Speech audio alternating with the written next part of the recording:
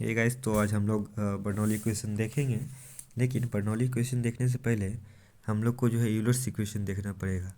तो हम लोग देखते हैं यूलर्स इक्वेशन क्या होता है। यूलर्स इक्वेशन ऑफ मोशन जो है हम लोग देखेंगे कि वो क्या होती है। तो यूलर्स इक्वेशन ऑफ मोशन जो है कहती है कि the resultant force will be the equal to sum of gravity force and pressure force. तो हम लोग इसको लिखेंगे the resultant force will be equal to the sum of gravity force and pressure force.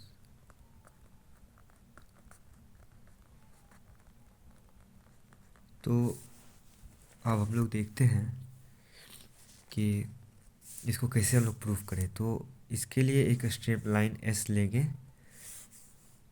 जिसमें एक सिलेंड्रिकल एलिमेंट हम लोग जो है कंसिडर करेंगे।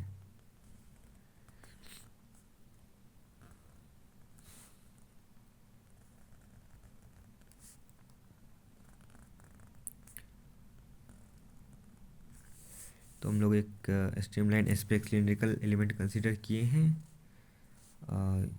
ए है, ये पॉइंट बी है, ठीक। ये डिस्टेंस डी एस हो गई, भी वेलोसिटी से ये जा रहा है। तो हम लोग देखेंगे कि दो यूलर्स इक्वेशन है, ये क्या कहता है, the resultant force will be the equal to the sum of gravity force and pressure force.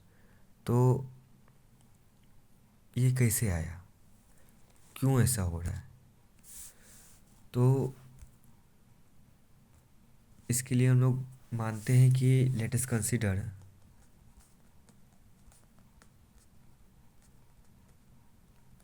Density of fluid is equal to rho, ठीक। तो हम लोग देखते हैं यहाँ जो है प्रेशर क्या लग रहा है, पी। इस एलिमेंट का एरिया ए है यदि पूरा, तो यहाँ छोटा सा एरिया क्या लेंगे हम लोग, डी ए लेंगे, पी इंटू डी ए, ठीक।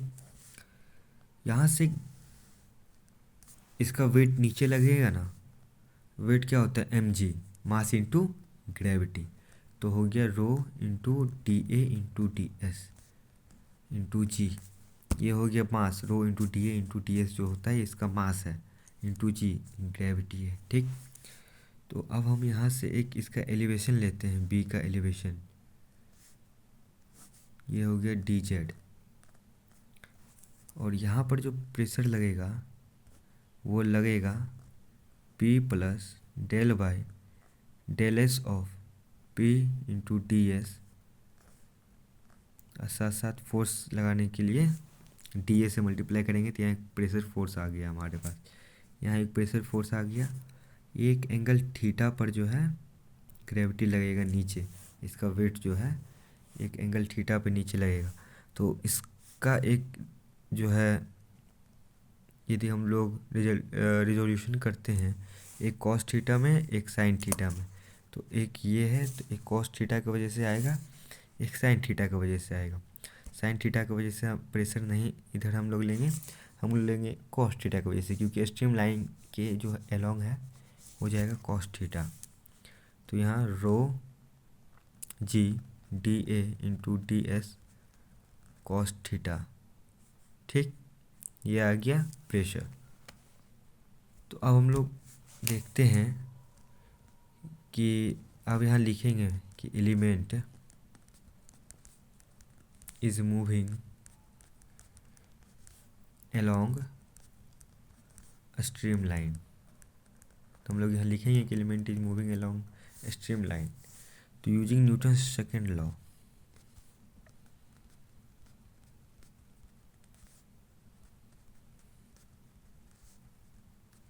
न्यूटन का सेकेंड लॉ क्या होता है, force is equal to mass into acceleration. Force हो गया टोटल फोर्स, तो यहाँ से एक फोर्स लग रहा है P इंटू डी ए इसके अपोजिट डायरेक्शन में यहाँ एक फोर्स लग रहा है minus of P plus del P by del S into D S into D ए।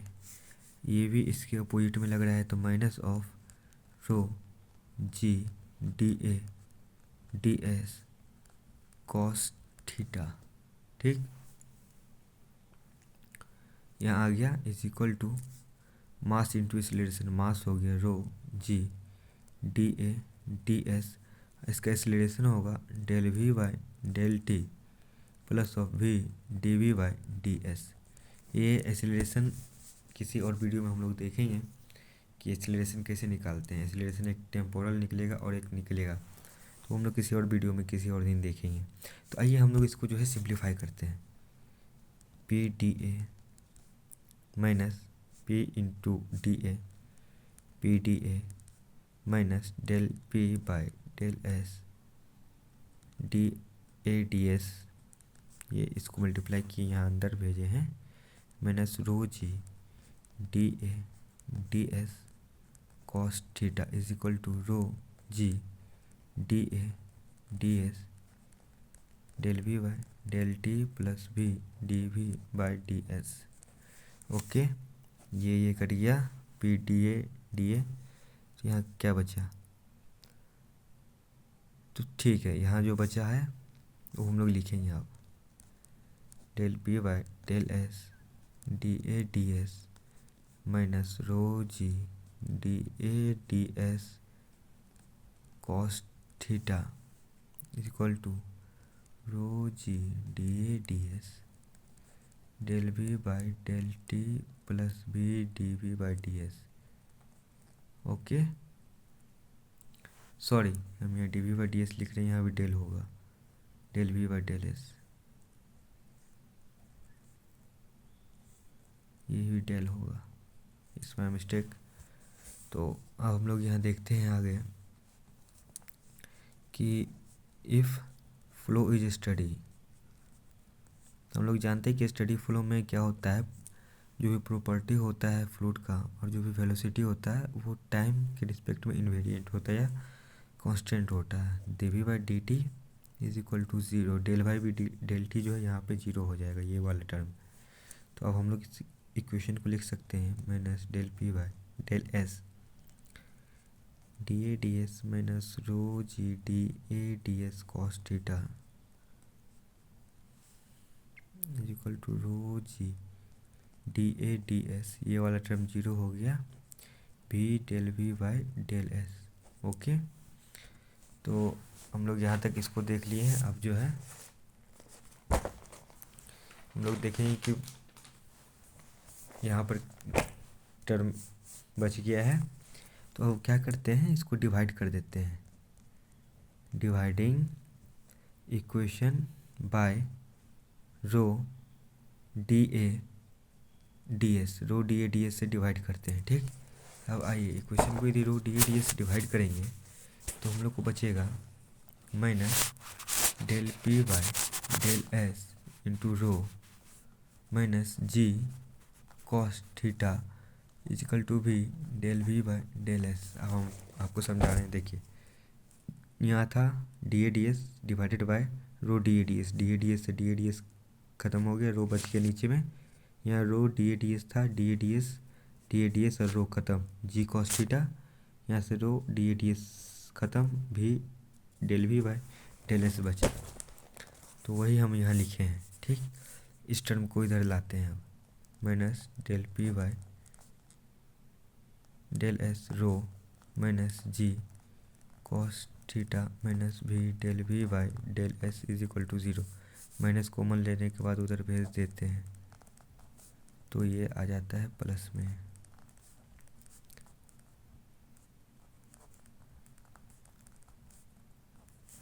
तो यहाँ तक आ गया।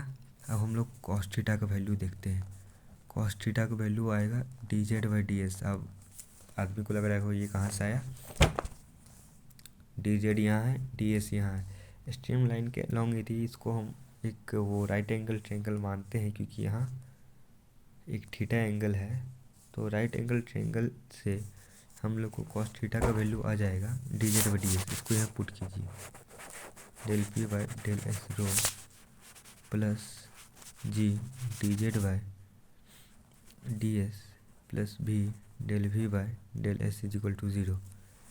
अब हम लोग क्या कर सकते हैं कि यहाँ देख रहे हैं कि किसी ए के रिस्पेक्ट में चेंज हो रहा है, एस के रिस्पेक्ट में। हम लोग डेल का प्रयोग कब करते हैं, किसी जो है पार्शियल डेरिवेटिव का प्रयोग कब करते हैं, जब एक से ज़्यादा वेरिएबल के रिस्पेक्ट में डेरिवेटिव करना हो। लेकिन ऐसा यहाँ नहीं है, तो हम इसको लिख सकते हैं D P by D S rho plus G D Z by D S plus V D we by D S is equal to zero. D S को कॉमन ले लेते हैं और उसको जो है उस साइड भेज देने के बाद ये इक्वेशन हम लोग की बचती है इज इक्वल टू ज़ीरो। तो ये जो इक्वेशन है ये है हम लोग की यूलर्स इक्वेशन। अब बर्नौली इक्वेशन के लिए हम लोग क्या करेंगे, इस यूलर इक्वेशन को इंटीग्रेट कर देंगे। फॉर बर्नौलीज इक्वेशन हम लोग यूलर इक्वेशन को इंटीग्रेट कर देंगे। Integration of D P by rho plus integration of G D Z plus integration of V D V is equal to zero.